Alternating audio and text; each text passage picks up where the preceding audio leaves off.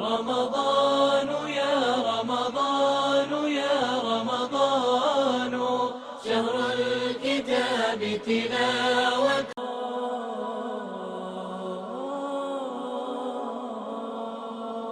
رمضان يا رمضان يا رمضان شهر الكتاب تلاوة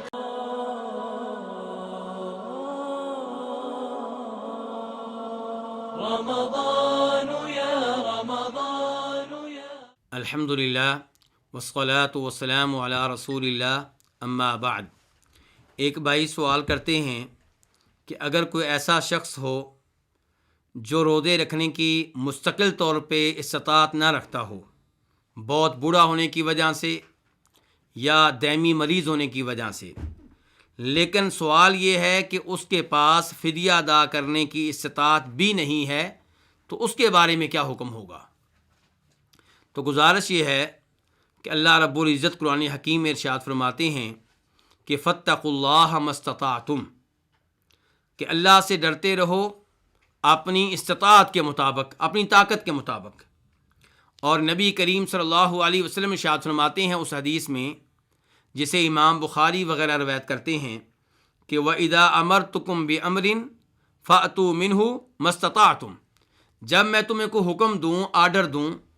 تو اس آرڈر پہ اپنی استطاعت کے مطابق، طاقت کے مطابق عمل کرو۔ اور اللہ تعالیٰ قرآن حکیم میں ارشاد فرماتے ہیں لا یکلف اللہ نفسا الا وسعها، اللہ تعالیٰ کسی بھی انسان کو اس کی طاقت کے مطابق ہی تکلیف دیتے ہیں اور مکلف بناتے ہیں۔ تو اس لیے اگر واقعی کوئی ایسا دائمی مریض ہے یا بوڑھا شخص ہے یا بوڑھی عورت ہے جو روزوں کا فدیہ دینے کی استطاعت بھی نہیں رکھتے، تو پھر یہ فدیہ ان سے ساقط ہو جائے گا۔ لیکن اگر آئندہ دنوں میں انہیں طاقت مل جاتی ہے تو ان کو چاہیے کہ فدیہ ادا کریں۔ لیکن اگر پوری زندگی ان کی گزر جاتی ہے اور پوری زندگی ہی ان کے پاس یہ استطاعت نہیں تھی، طاقت نہیں تھی، تو پھر ہم یہی کہیں گے کہ لا یکلف اللہ نفسا الا وسعها فاتقوا اللہ ما استطعتم، پھر ان کے اوپر کچھ نہیں ہے۔ اور امام ابن قدامہ جو کہ مشہور و معروف فقیہ ہیں، اور ان کی مشہور و معروف کتاب ہے فقہ میں المغنی، اس کتاب میں تذکرہ کرتے ہیں اس بوڑھے شخص کا اور بوڑھی عورت کا جو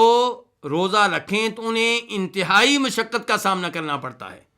تو کہتے ہیں کہ ان کے لیے جائز ہے کہ وہ روزہ چھوڑ دیں اور فدیہ دے دیں۔ آگے چل کر لکھتے ہیں کہ اگر فدیہ دینے کی طاقت نہ ہو تو پھر ان کے اوپر فدیہ نہیں ہے، اور دلیل کے طور پہ یہ آیت پیش کرتے ہیں لا یکلف اللہ نفسا الا وسعها، کہ اللہ تعالیٰ کسی بھی انسان کو اتنی تکلیف دیتے ہیں جتنی وہ برداشت کر سکتا ہے۔ واللہ تعالی اعلم۔